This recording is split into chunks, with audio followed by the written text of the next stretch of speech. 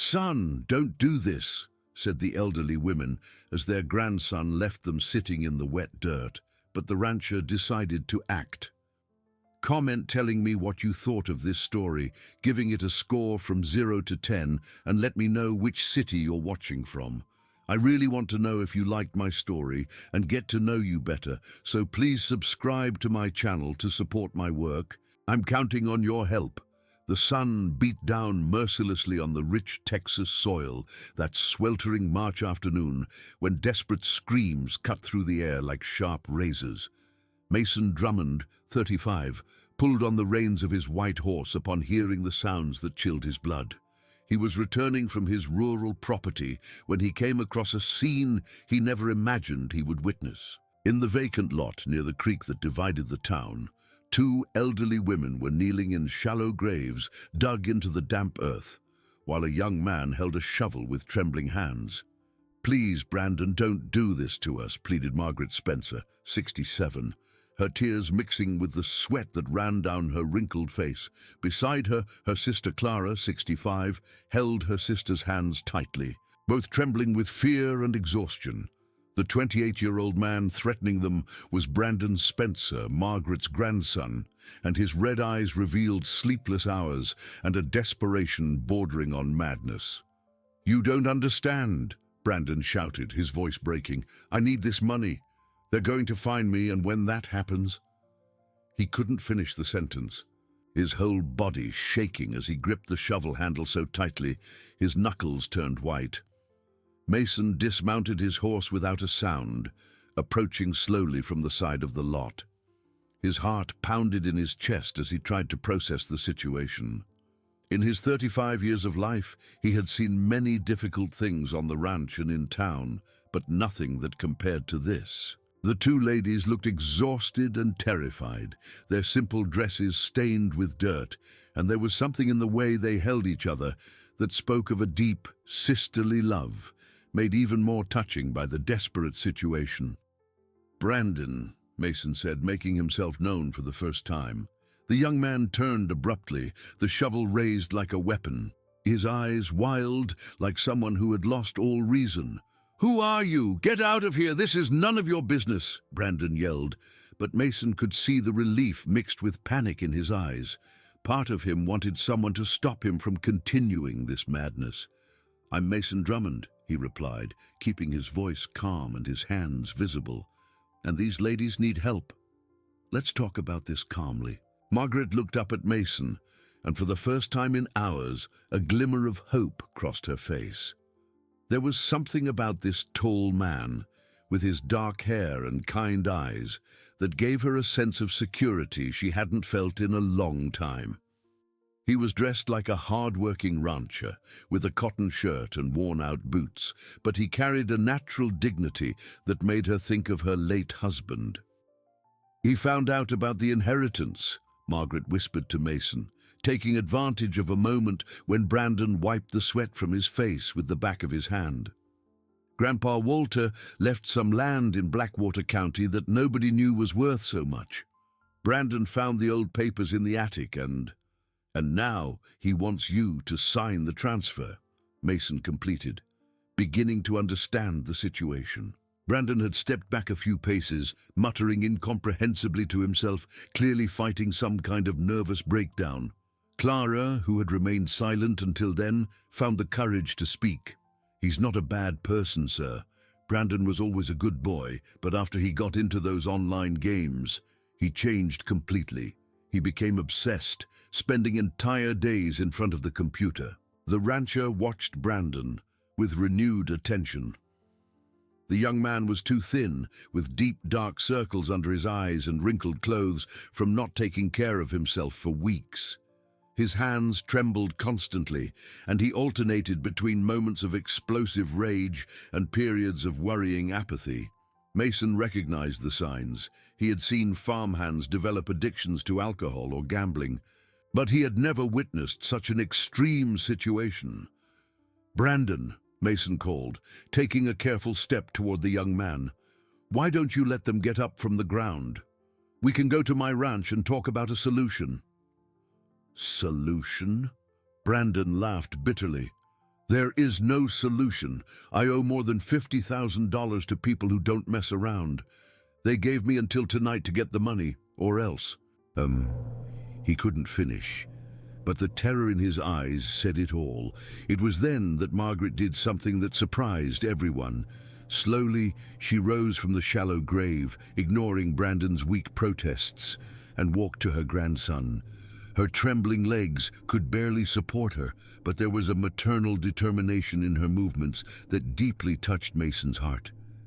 "My boy," she said, placing her dirty hands on Brandon's shoulders, "do you really think your Aunt Clara and I are going to let you suffer alone? You're all we have left of our family." Brandon then broke down, the shovel falling from his hands as he clung to his grandmother, sobbing like the lost child he had become. Mason took the opportunity to help Clara up, noticing how she favored her right leg and how her hands trembled, not just from fear, but from what seemed to be a deeper health problem. "Come with me," Mason said, his voice filled with a compassion he didn't know he possessed. "At my ranch, you can rest, take a shower, eat something warm, and then we'll talk about how to resolve this situation without anyone getting hurt." Margaret looked at him with gratitude, but also with a deep sadness. "Sir, you don't even know us. Why would you get involved in our problems?" Mason paused, surprised by the question. The truth was, he didn't fully understand his own motivation. Since his mother Evelyn had passed away 5 years ago, he had become increasingly isolated, dedicating himself obsessively to work on the ranch and avoiding deep connections with other people. But something about these two women, in the way they protected each other, even in the midst of terror, had awakened something dormant in his chest. "Because it's the right thing to do," he finally answered, extending his arm to help Margaret walk to where his horse waited patiently. The journey to the ranch was long and silent. Brandon walked with his head down between the two elderly women, who took turns speaking words of comfort and genuine concern for his condition. Mason led the group on foot, holding the horse's reins and observing the family dynamic with growing interest. Even after everything that had happened, even after being threatened so brutally, the two sisters continued to treat Brandon with unconditional love. When they finally spotted the main house of the ranch, a cozy, single-story building surrounded by pecan and apple trees, Clara stumbled and almost fell. Mason immediately steadied her, feeling how she was too warm and breathing with difficulty. "Are you all right, Mom?" he asked, concerned. "Just a little dizzy," Clara lied. But Margaret knew the signs well. Her sister had suffered from diabetes for years, and since they had been living in the constant insecurity caused by Brandon, she had completely neglected her medication and diet. On the porch of the house, Mason helped the two women sit in wicker chairs while he fetched fresh water and something for them to eat. Brandon curled up in a corner, still in a state of shock from what he had almost done. It was then that Margaret, looking around the well-kept but visibly lonely property, made an observation that would change everything. "This house reminds me so much of my friend Evelyn's ranch," she said, her eyes distant. "She married a rancher from here in Oak Creek about 40 years ago. We lost touch after that, but I always wondered how she was." Mason, who was returning with a tray of bread, cheese, and hot coffee, stopped in his tracks, his heart racing. The tray trembled in Mason's hands when he heard his mother's name leave Margaret's lips.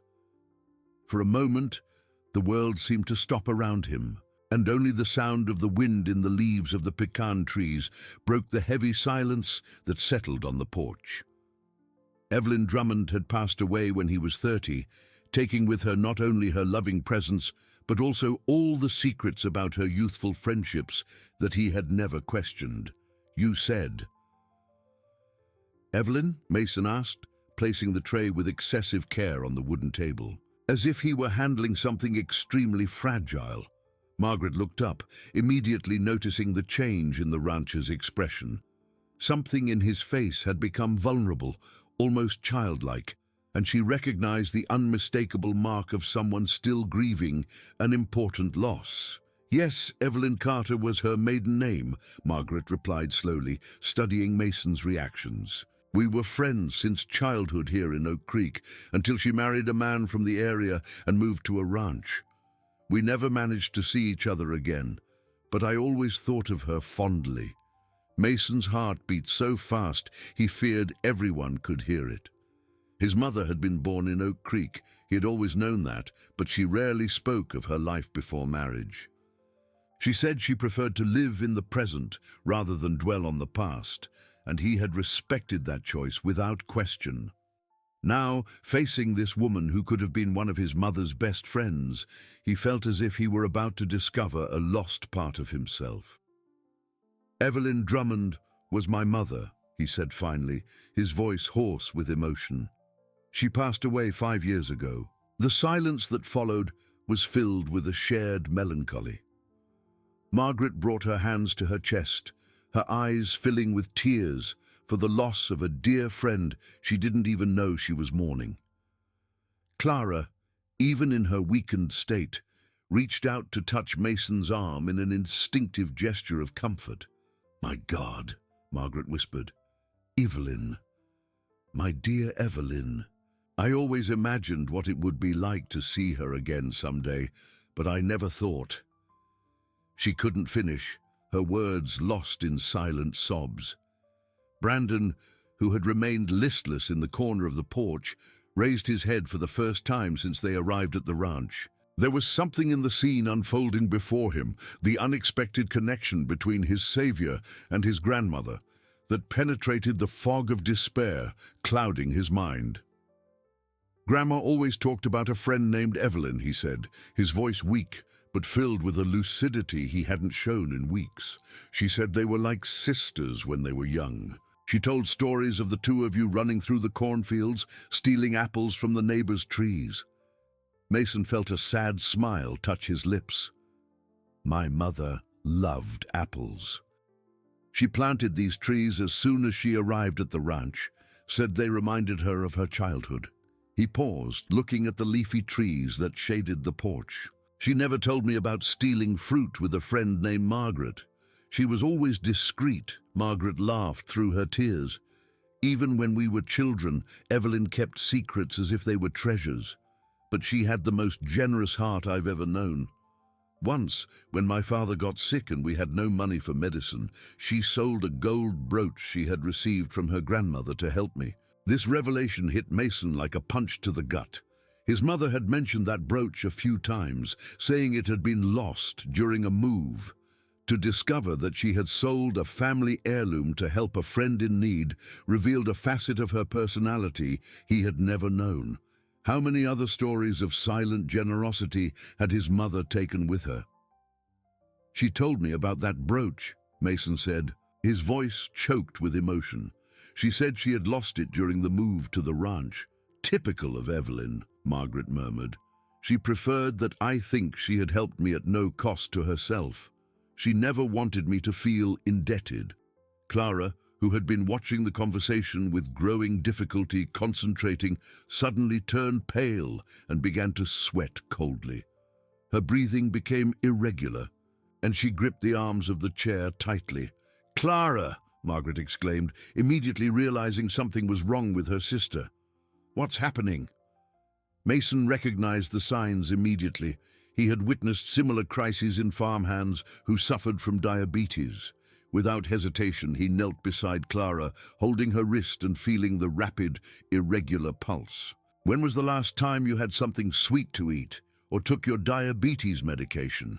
he asked, keeping his voice calm despite the urgency of the situation. I don't remember," Clara whispered, confused. "It's been days since I've been able to take care of myself properly. With this whole situation with Brandon, I forgot." Margaret silently cursed herself. How had she allowed her concern for her grandson to make her neglect her sister's care? Clara had always been the more reserved of the two, hiding her difficulties so as not to trouble others.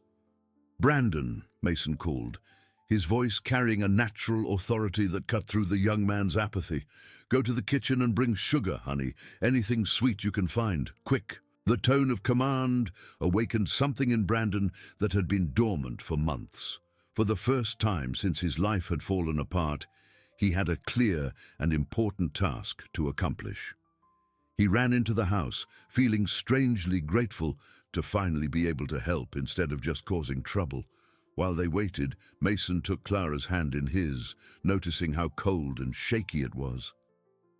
"Stay with me," he said softly. "It's going to be okay. As soon as we stabilize your condition, we'll take you to the doctor in town." "I don't want to be a bother," Clara murmured, the words slurring. "You're not being a bother," Mason replied firmly.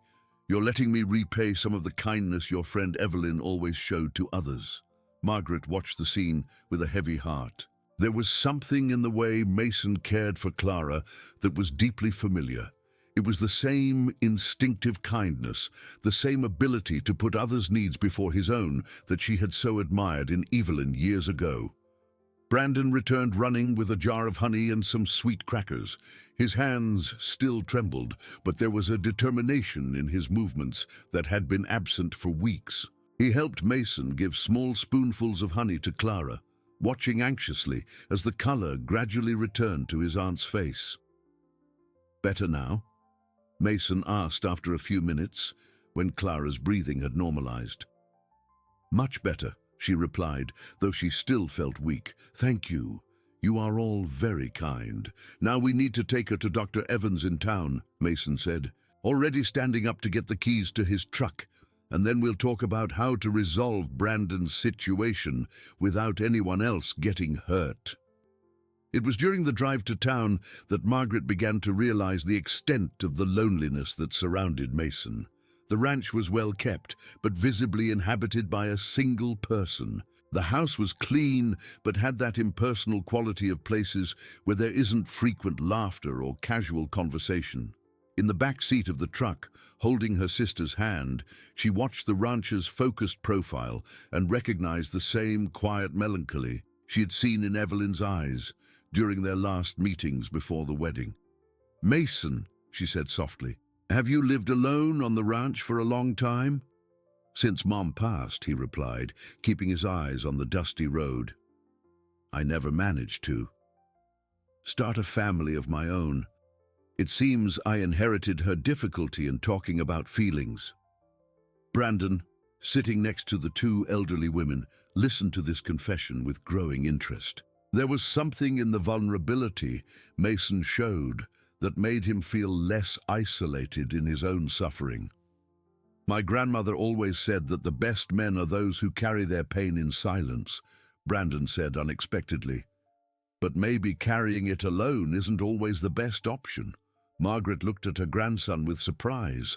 It was the first truly reflective observation he had made in months, a sign that perhaps there was still hope for his recovery.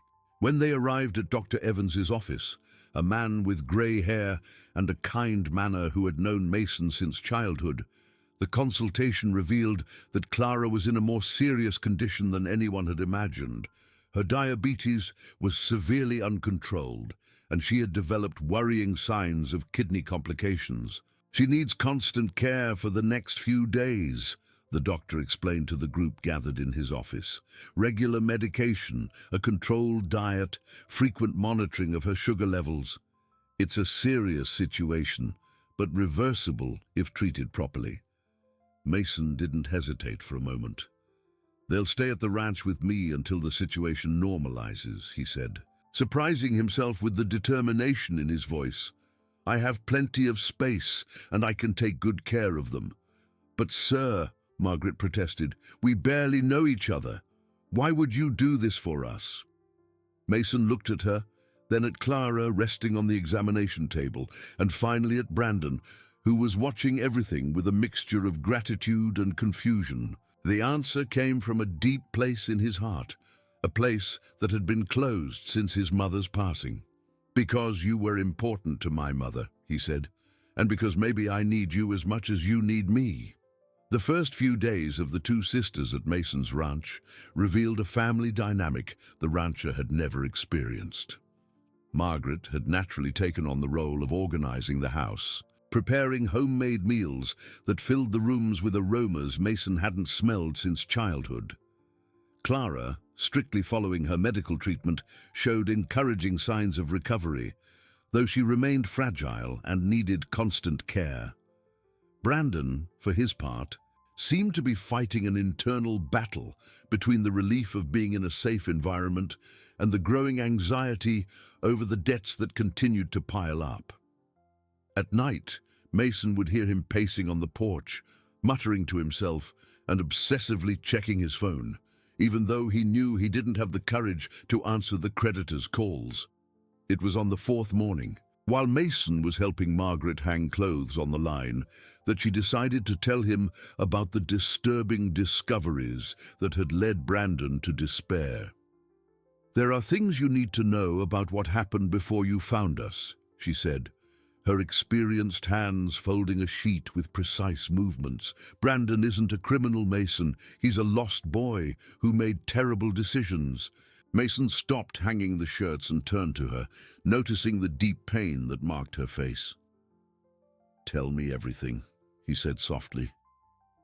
"It started about 2 years ago," Margaret began, her gaze lost in the mountains surrounding the property. "After his father disappeared, he was never a responsible man, and his mother left for Chicago for a new boyfriend. I brought Brandon to live with me and Clara. He had just turned 26, was unemployed and lost in life. And that's when he discovered online gaming," Mason asked, remembering the fragmented comments he had heard. "At first, it seemed harmless," Margaret continued, tears beginning to form in her eyes. "He played a few hours a day, said it was a way to relax, even to earn a little money. Clara and I didn't understand any of that computer stuff, so we let him be. What followed was a gradual descent into hell that Mason recognized as the classic pattern of addiction. First, it was a few hours a day, then entire nights. Brandon started selling his own belongings to fund bigger bets, always convinced that the next one would solve all his problems. By the time we realized something was very wrong, he had already sold everything he had," Margaret said, her voice breaking. "His bicycle, the guitar he had played since he was a child, even the tools his grandfather had left him." Mason felt a tightness in his chest. He knew well the weight of family heirlooms, objects that carried memories and stories that couldn't be replaced.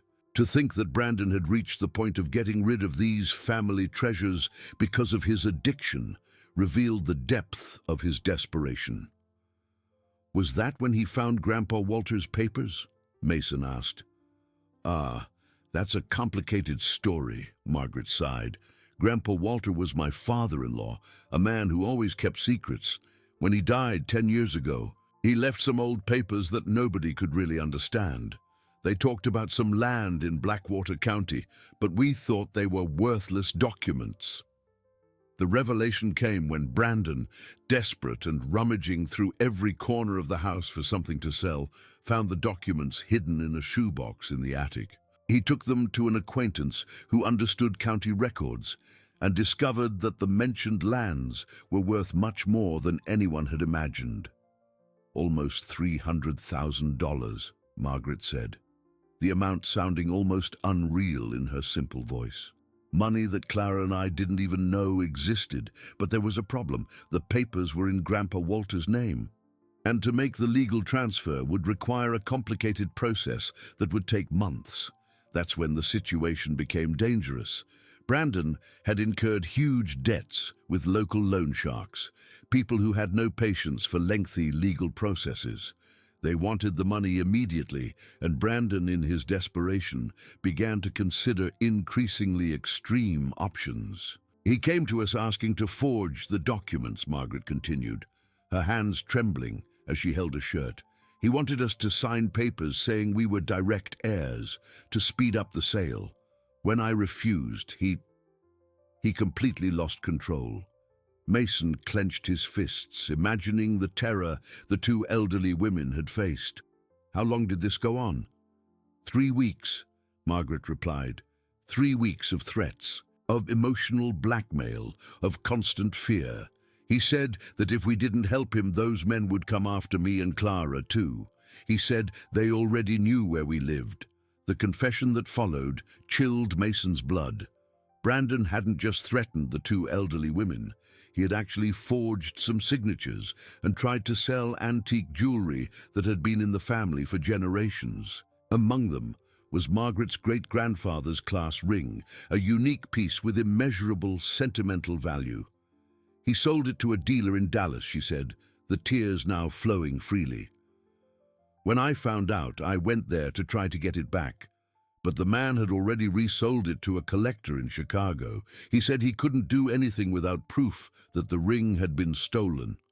At that moment, Brandon appeared at the kitchen entrance. Having overheard part of the conversation, his face was ravaged by guilt, and he seemed to have aged years in the last few weeks. "I tried to get the ring back, Grandma," he said, his voice barely audible. "I went to Dallas 3 times. I begged the man to return it. I offered to work for him for free. But he said it wasn't his problem." Mason watched the young man with renewed attention. Despite everything he had done, there were still traces of the decent person he once was. The guilt he carried was genuine, and his suffering was evident. "And the threats from the loan sharks?" Mason asked. "Are they still coming?" Brandon nodded miserably. "They gave me a deadline until the end of this week. $52,000 or else." He couldn't finish the sentence. "Or else they come after your aunts," Mason completed, understanding the full gravity of the situation. It was then that Margaret revealed something that completely changed Mason's perspective on everything that had happened. During her moments of growing lucidity, she had begun to remember details about her friendship with Evelyn that she had forgotten for decades. "Your mother once told me a story," she said, looking directly at Mason, "about a secret she carried, something about her origin that she had never even told her husband." Mason felt the world sway around him. What kind of secret? "She said she wasn't the biological daughter of the parents who raised her," Margaret revealed slowly. "She had been adopted as a baby, but the papers were lost in a fire at the county records office. She spent her whole life wondering who her real parents were." The revelation hit Mason like a bolt of lightning. His mother, always so reserved about the past, had carried this secret her entire life. It meant that he himself did not know his true family roots, that there was an entire part of his identity that remained a mystery. "But there's more," Margaret continued hesitantly. "Your mother said she once found a clue about her true origin, an old record that mentioned a family with the surname Miller who had given up a baby girl for adoption in Oak Creek in the 1940s. Mason and Brandon looked at each other, both processing the possible implication of this information. Miller was precisely Margaret and Clara's maiden name. "Do you think—" Brandon began, but couldn't finish the question they were all thinking. "I don't know," Margaret said honestly. "We never had a way to verify it. But it always bothered me how connected I felt to your mother from the first day we met. As if we were real family." At that moment, Clara appeared at the kitchen door, leaning against the wall. She had heard part of the conversation, and her face was pale, but not from illness this time.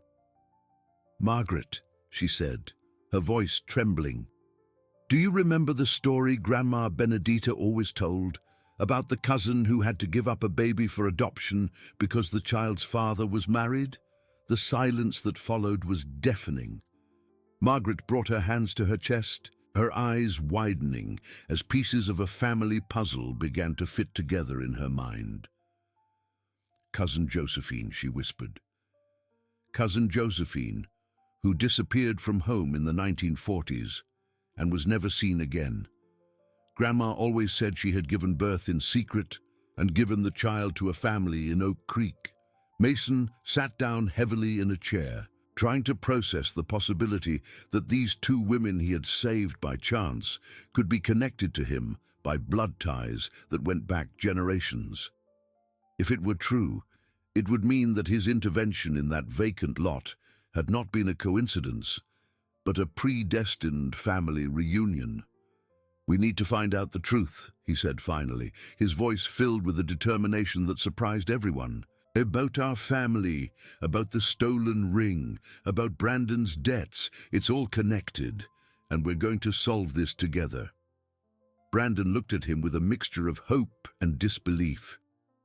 "You would really do that, even after everything I've done?" Mason stood up and placed a hand on the young man's shoulder. "If we really are family, then your problems are our problems. And if we're not, well, sometimes the family we choose is more important than the one we're born into."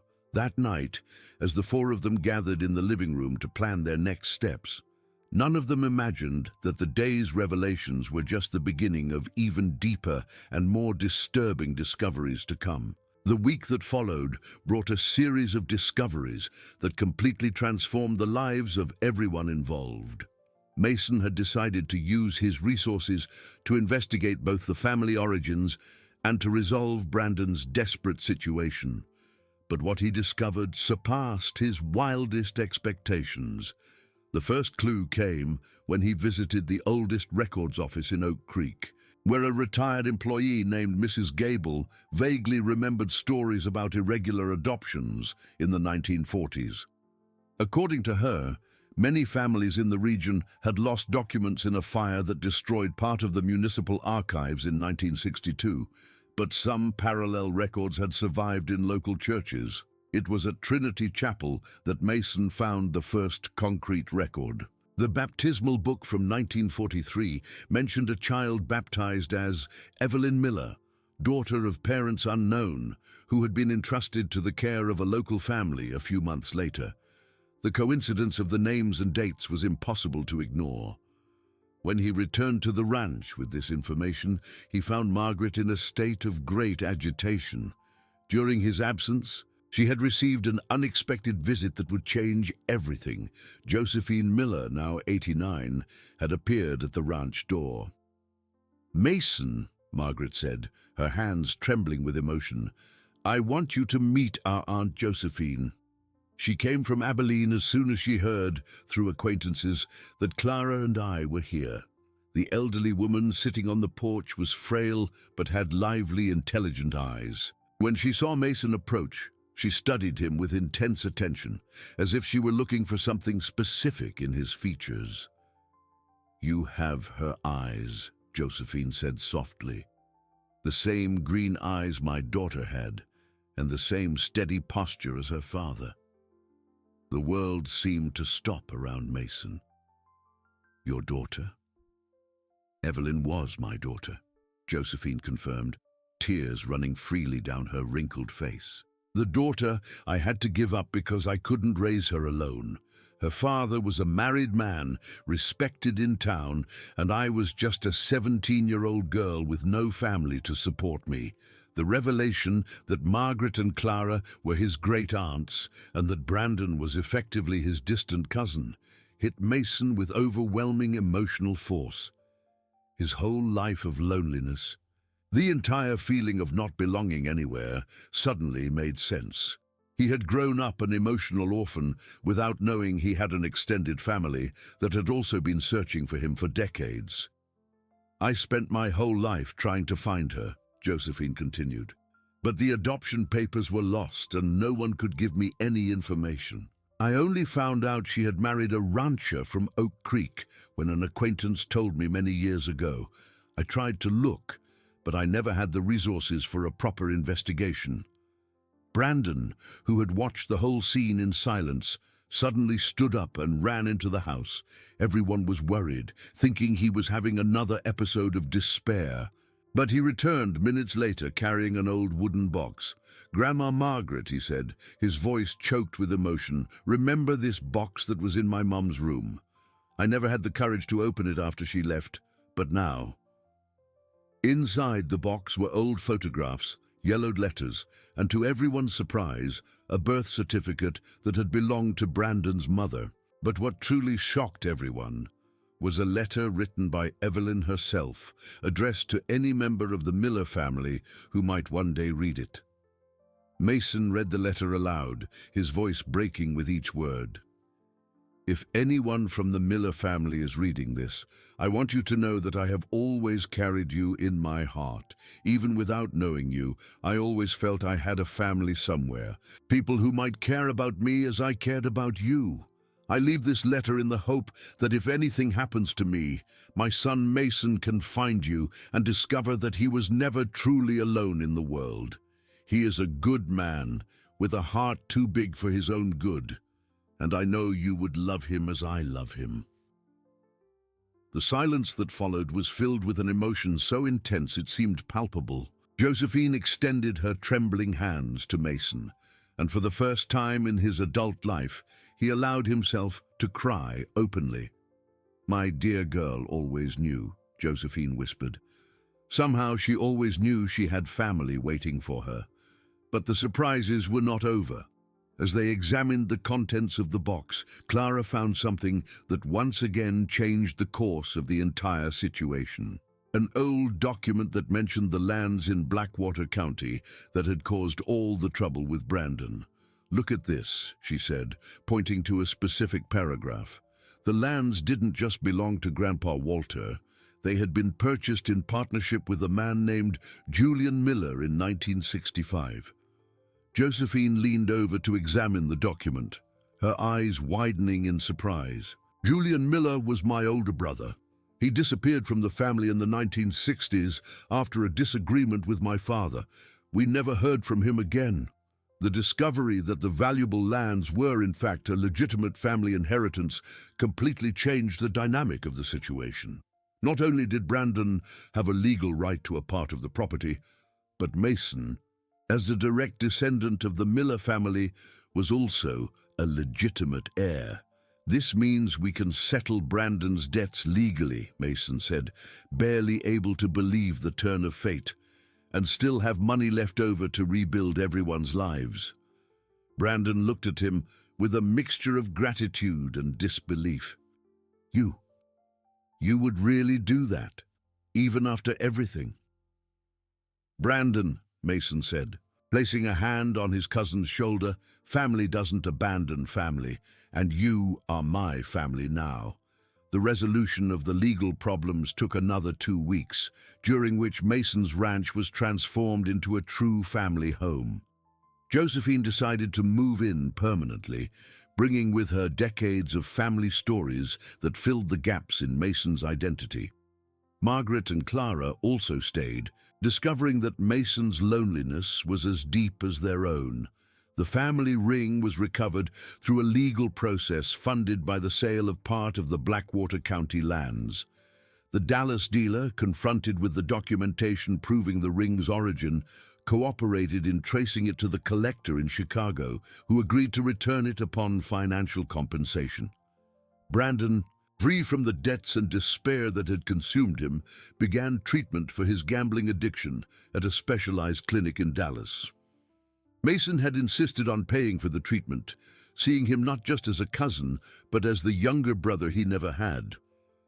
"It's strange how fate works," Margaret said one afternoon, as she prepared dinner in the kitchen that now buzzed with life and conversation. "If you hadn't shown up in that vacant lot. If you weren't friends with my mother," Mason completed, helping her peel potatoes. "If Brandon hadn't discovered those documents. There are too many coincidences to be just coincidences." Josephine, sitting at the table chopping vegetables with hands still nimble despite her age, smiled. "Your mother always said that love finds a way to bring together the people who need to be together. Maybe she orchestrated all of this from where she is now." On Christmas Eve, 6 months after the encounter in the vacant lot, Mason's ranch was transformed. The house that for years had echoed only with the solitary footsteps of one man was now filled with laughter, conversations, and the comforting sounds of a real family. Brandon had returned from treatment, visibly healthier and determined to rebuild his life responsibly. During dinner, Mason raised his glass of wine for a toast that summarized the extraordinary journey they had all taken together. To my mother Evelyn, who even in passing managed to bring us together. To my aunts Margaret and Clara, who taught me that family is about choice, not just blood. To my great-aunt Josephine, who gave me the roots I didn't know I had. And to my cousin Brandon, who showed me that we all deserve a second chance. And to you, Mason, Margaret added, her eyes shining, who saved not only our lives, but gave us a real family. As snow began to fall softly over the fields of Oak Creek, the ranch that had been a solitary refuge had been transformed into a home where 4 generations of a finally reunited family celebrated not just Christmas, but the discovery that they had never really been alone in the world. In the years that followed, the story of how Mason Drummond found his family would become a local legend, proof that sometimes the most unlikely endings are the only ones that truly make sense. If you enjoyed this video, please subscribe to my channel. I promise to bring you videos every day that will make your life happier. Comment on what you thought of my story, giving it a score from 0 to 10, and thank you very much.